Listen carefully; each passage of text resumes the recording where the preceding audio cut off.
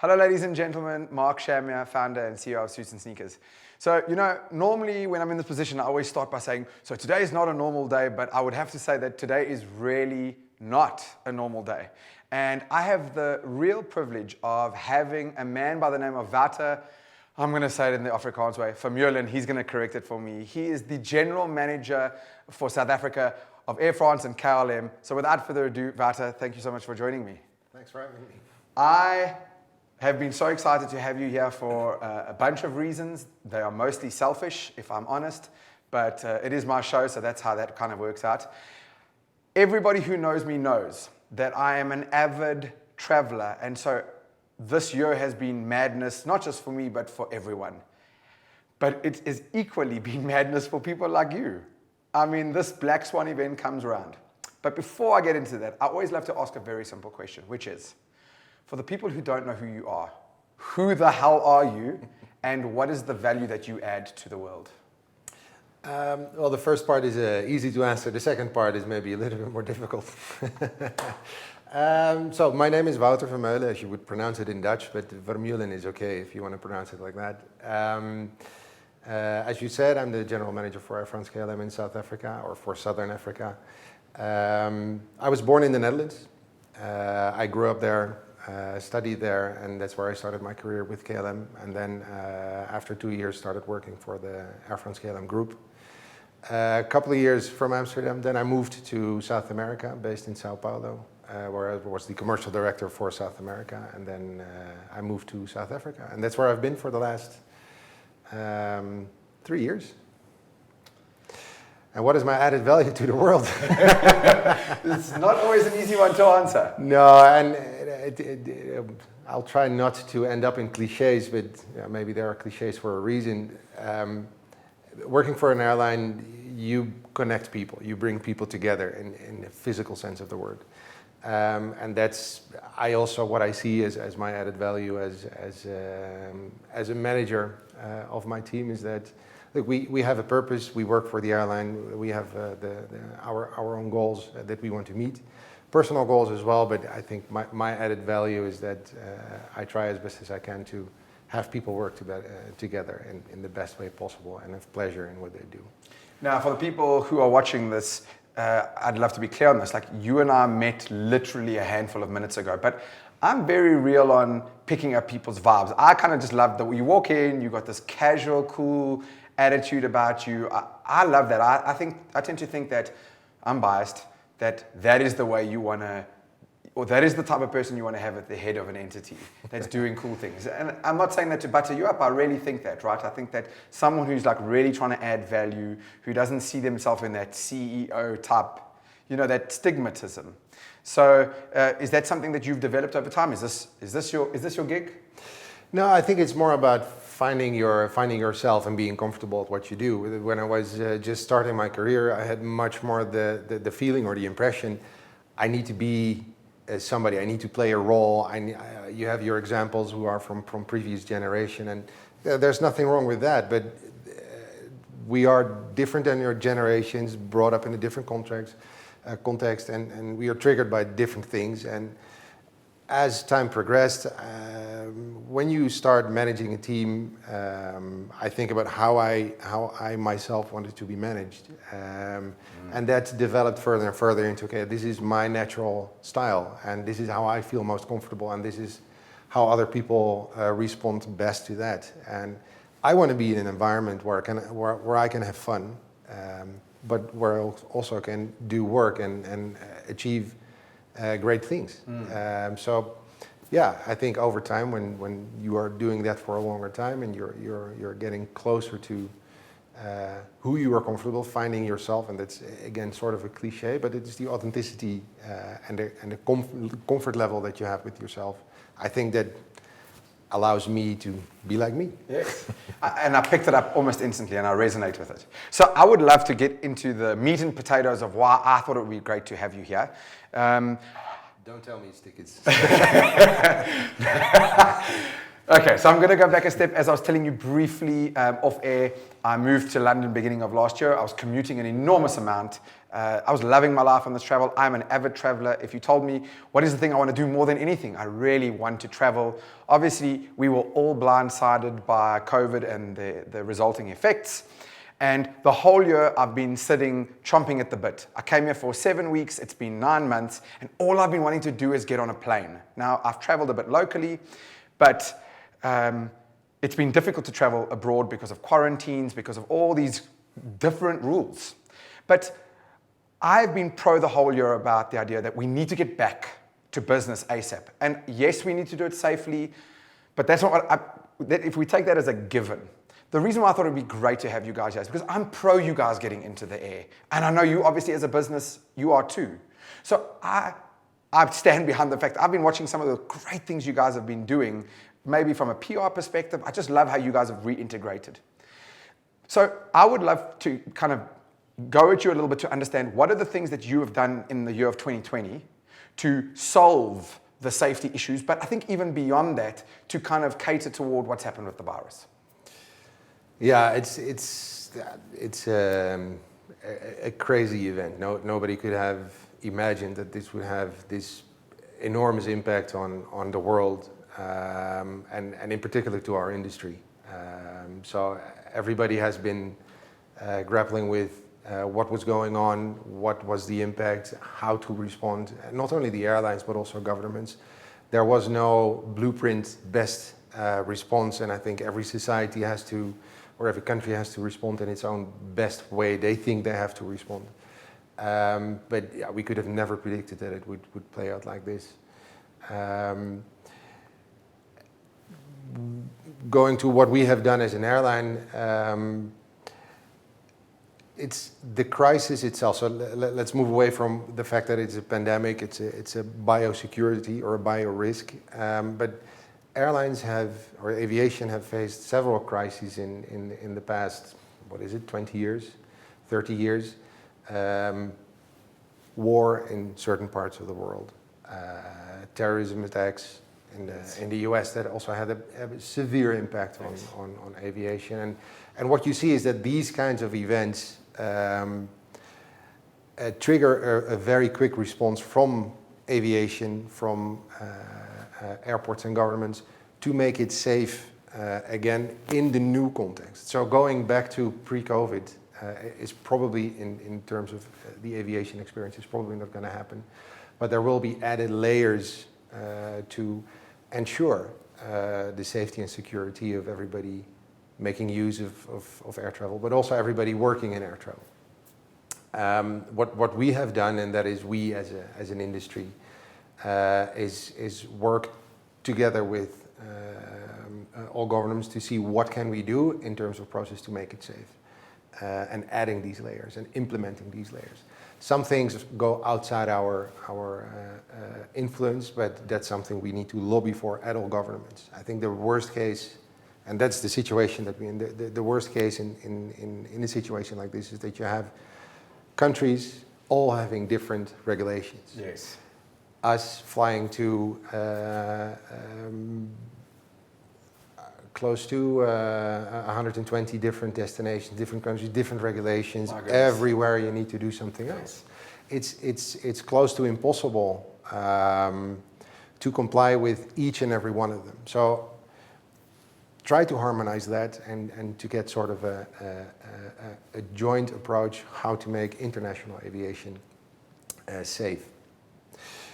What you can expect when you start traveling again, and you've seen it probably in South Africa as well, but there is an airport process. When you arrive at the airport, passengers and staff are allowed in. Most likely people that have no business at the airport are not going to be let in at this stage.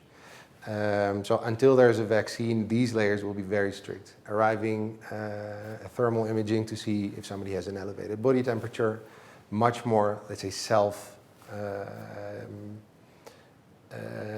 devices, so self-check-in, self-baggage drop, and if possible also without touching the devices. That's all technological development that was already worked on, but it's going to speed up. For sure. Then you have the security check, passport check. Also, that is technology that was already worked on. But for example, the facial recognition using blockchain chain technology. Now you have to hand in your passport or put your passport there. A lot of people are handling documents. It goes from hand to hand. What airlines are working towards together with airports is sort of a touchless, seamless flow through the airport. That will be developing faster now. In the aircraft,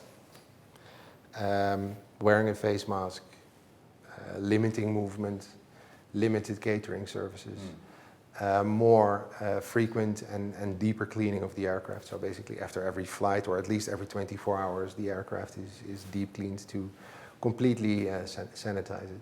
Yeah. So it's these kinds of elements which bring an extra layer, like the security that we had in the body check and everything that you had after 9/11, is something that will be added onto the experience.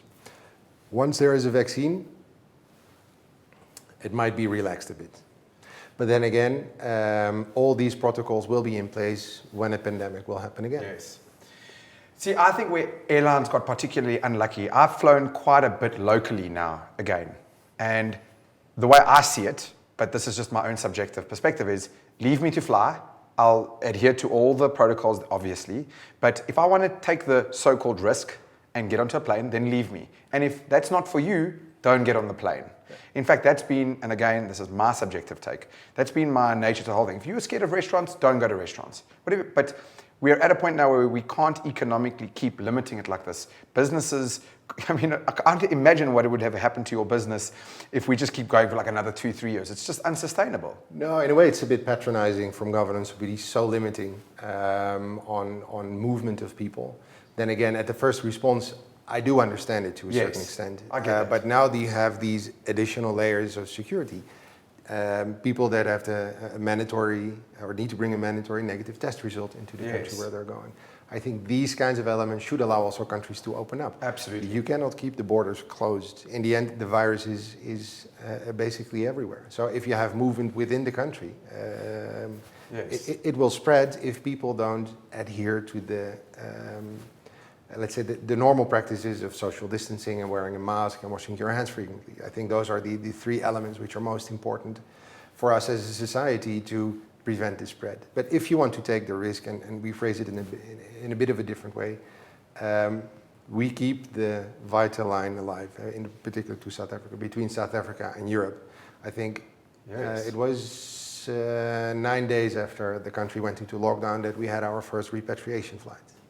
And we have done over 100 repatriation flights between South Africa and Europe. Wow.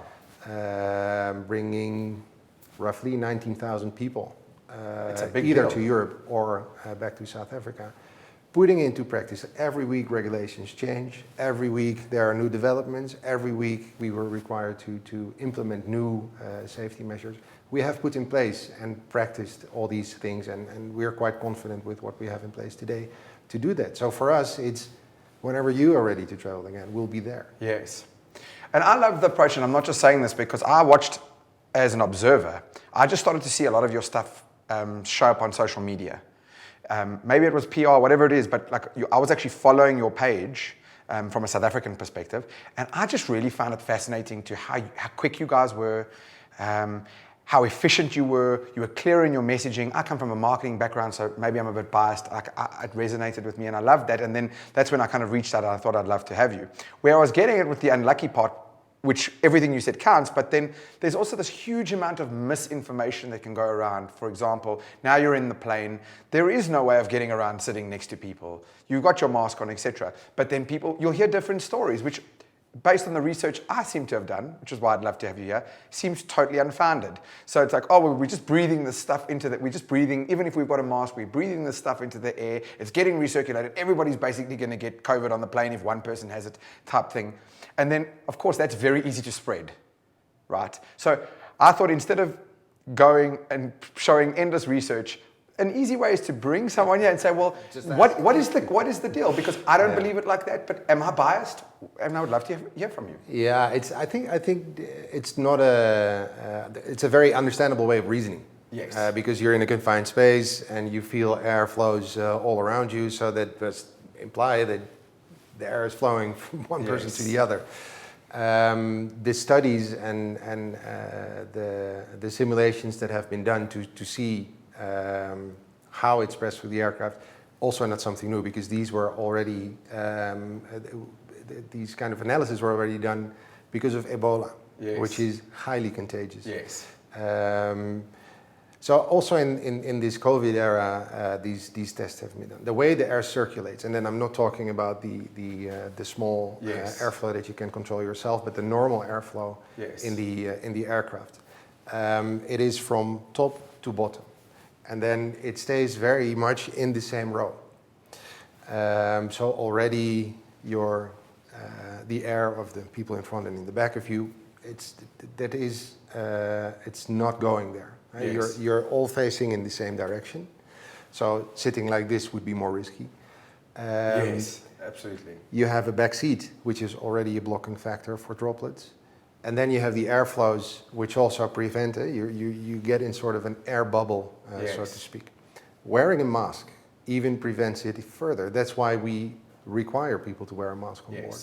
So the risk of contracting the virus on an aircraft, if you sit in your chair, and even if you have people next to you, is lower than when you would be sitting in a meeting room with people 2 meters away from you, facing them. Yes.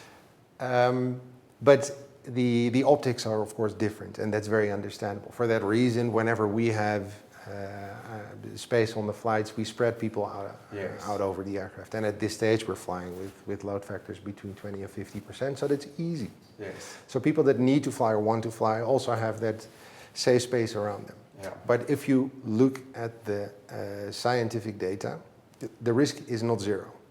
But the risk is compared to all the other situations where you expose yourself to. Yes. You queue up at the grocery store, you go into a meeting, you're in a public space. They are all bigger than what it would be in the aircraft. Yeah.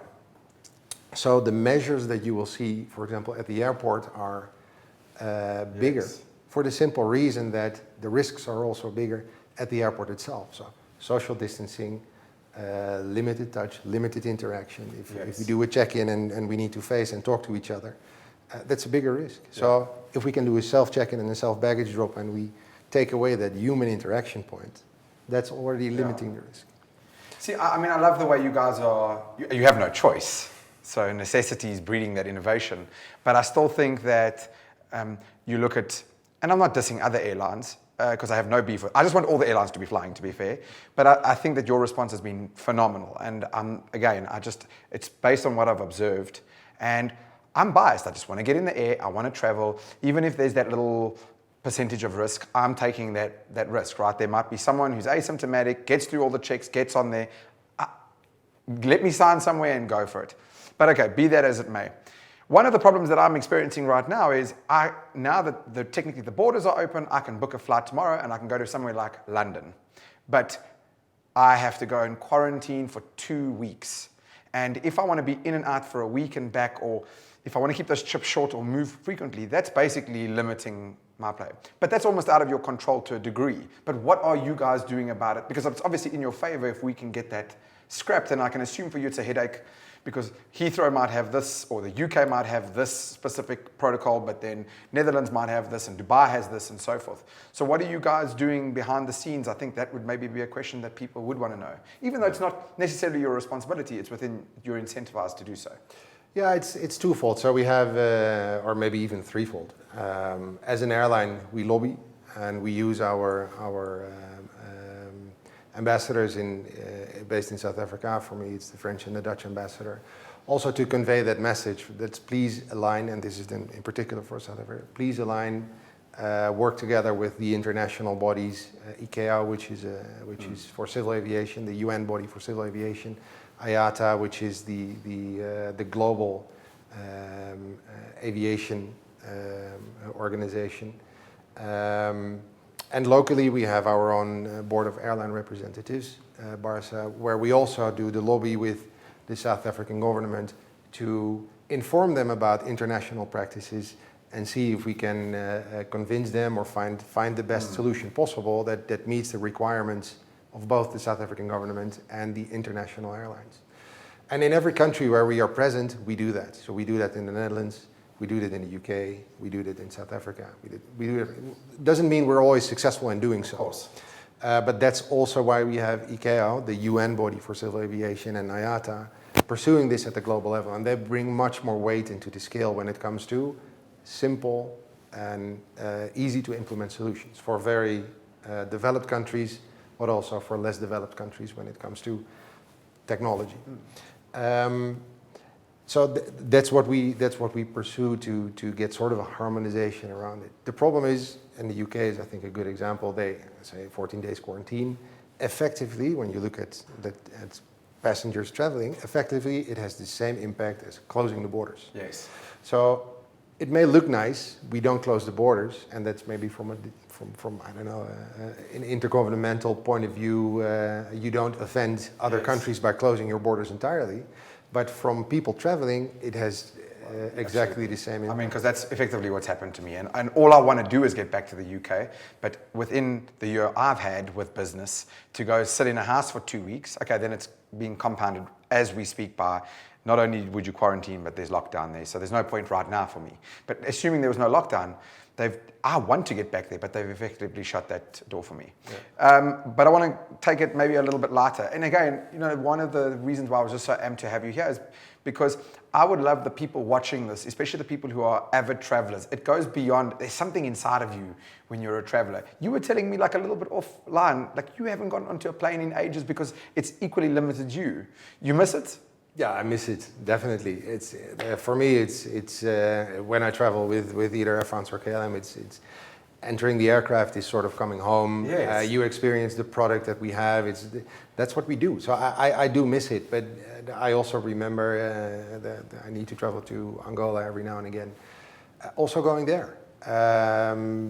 Going to the Angolan consulate to get my visa already gives me that traveling sensations. Okay, I'm going to travel again. I'm looking forward to it. And yeah, the thing is, since March, I've been in South Africa,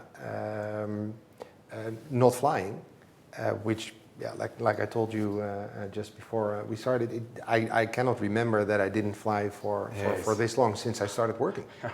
So yeah, that is of course a little bit strange, and I'm really looking forward to maybe not as frequent as I did, but at least go through that experience again, to get that feeling again, to be in Europe maybe, to see how my family and friends are doing in Europe, because I haven't seen my parents, for example, in a year. So yeah, it's all those kinds of things from both a professional and a personal level. Of course, it becomes part of you. Yeah, absolutely. So I want to throw something at you as we kind of get toward the end of this. You know, my style with these interviews is I love to just have proper conversations. And I come from a marketing background, and probably one of the things I hate the most is when people put on their marketing tone, the voice. But you don't seem like that kind of guy. But I do want to ask you this. What is KLM to you, and why is it different to you? If you were telling me at your house and we were having a braai together, or we were sitting down and you would say to me like, here's the reasons why I love this company, and here's the reasons why I wish people would pick us more, right? In that mix. What would you say to me? I want the real deal.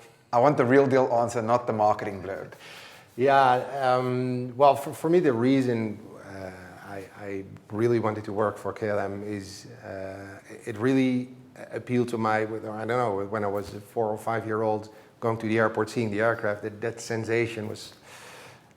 When I went to a visit with students to KLM, where they have sort of a presentation of the company as part of their recruitment effort, we went to the engineering and maintenance division, and we were in this hangar where there was a 747 completely apart for maintenance, one of the regular, more, let's say, in-depth maintenance procedures. And being inside, underneath, it just that triggered something in me that I really wanted to pursue. So that was for me the reason to go there. And then whenever I fly on KLM, for me it's sort of homecoming because I'm Dutch. Yes. But I think that a lot of people will appreciate it and enjoy the Dutch welcome and the Dutch way of doing things when you're on board.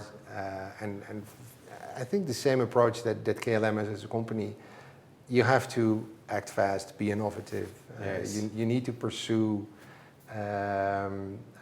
your business in order to stay alive and be pragmatic about it. Yes. And if you look at how the company has survived for the past 100 years, it's the oldest airline still flying. It has. I didn't know that. Yeah, it started it started almost it started 101 years ago. Wow. A flight between London and Amsterdam. So it's the oldest airline still flying under the same name as part of the Air France-KLM group. And it's just that spirit, that innovative spirit, that pioneering spirit Yes. is there, and that's what I see in the company. And we have been around for a very long time, and I know that we will be around for a very long time.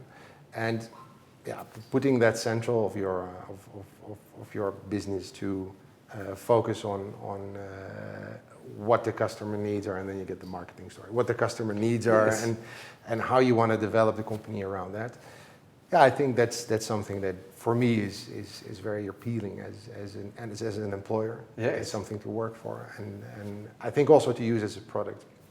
And one last thing, when I'm ever at a family event or a birthday in the Netherlands, everybody has an opinion about the company, be it good or bad. Everybody has an experience flying, either good or bad.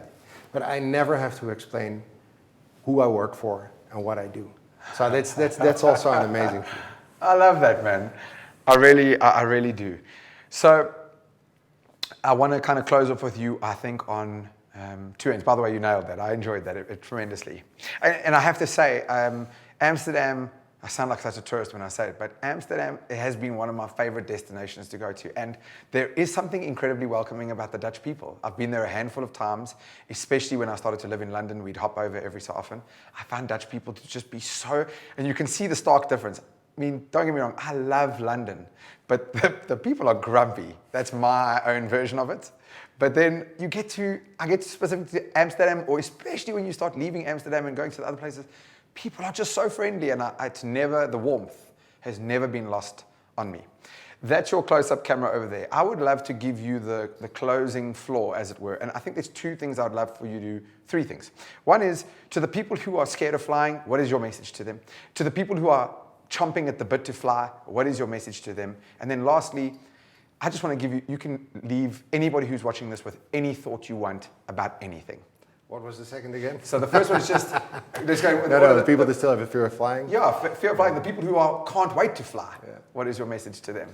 I think it's a similar message. So whatever you have, whether you are a bit hesitant to fly at this stage, or you're really looking forward to change, you're more than welcome to fly with us, and we will do anything necessary to accommodate you. When you have a uncertainty or a fear of flying, we are there also to answer all your questions and take away your hesitance or fears or anxiety for flying. Book. We don't cancel flights. We have not canceled a single repatriation flight. We have not canceled a single regular flight so far to South Africa. So don't be too concerned about that. If you change your plans at this stage, we are extremely flexible. So whenever you book, you can rebook to a later date if you have to decide that you don't travel today. It is safe. I would travel with my own family. I have 2 young kids, 1 and 3 years old. I would never put them in harm's way. So I would not feel putting myself or my family in harm's way doing so. And for the people that are eager to fly, do it now. Give me a shot.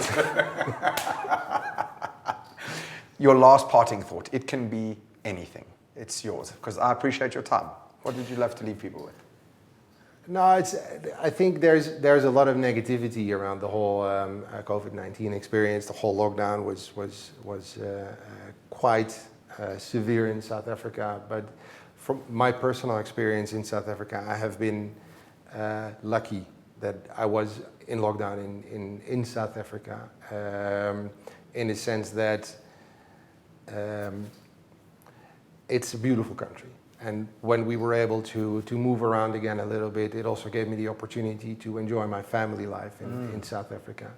It gave me also the opportunity to think a little bit more about where am I, what do I want, what do I enjoy in life, what do I enjoy in working. And that also gave me sort of a reset that was a breath of fresh air to now work towards what we are doing today. KLM flies 86 years to South Africa. That Wow. connection has been there already for a very long time, and I do feel the same. I love where I'm at. I would love to travel again, but I likewise also would like to stay for a little bit longer in South Africa if the company allows me to.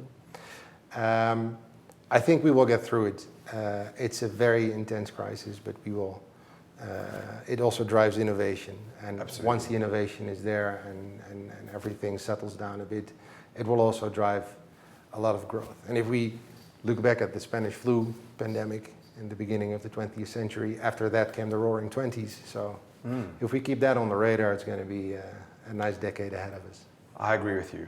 I really want to just say from me to you, thank you for giving me of your time. I really appreciate having you in here, and I really do hope the people that are watching this, I had a feeling this one's just going to fly, and I knew it because it's a topic that's on everybody's minds. And you know, I know it's been a tough year for a lot of people, but I wrote a blog post that went viral a few months ago, and I just said it was the first time I was getting onto a plane just locally, and I just took a moment to just say, this is the first time in 6 months I've been flying. I never thought a day would come where I'd say that much gap had existed, and I recognize how grateful I am to have the opportunity to do this again. And you have my word, dear God, or anybody who's there, you have my word that the second I get onto my next international flight, I'm going to just be the most grateful, happy, respectful, but mostly grateful human being on the planet for being able to do the things that we do. It's only a recent phenomenon that you can get into this incredible piece of machinery and just fall asleep and then wake up in the new country the next morning. And for me, already I think to your point, we've done so much to get back here. Just in these last 9 months, you're talking about 9 days after lockdown, you were able to do your first. It's just exceptional. So we also have to be grateful for the fact that we're going through a pandemic in 2020 and not in 1918. You know, and there's something there. But so, from me to you, thank you so much for your time. When you do get on that flight, I'll happily jump on with you. We can take one together, take lots of selfies. We can commemorate it. I'm due for a trip back there. Thank you so much for your time, man. Thanks for having me. Awesome.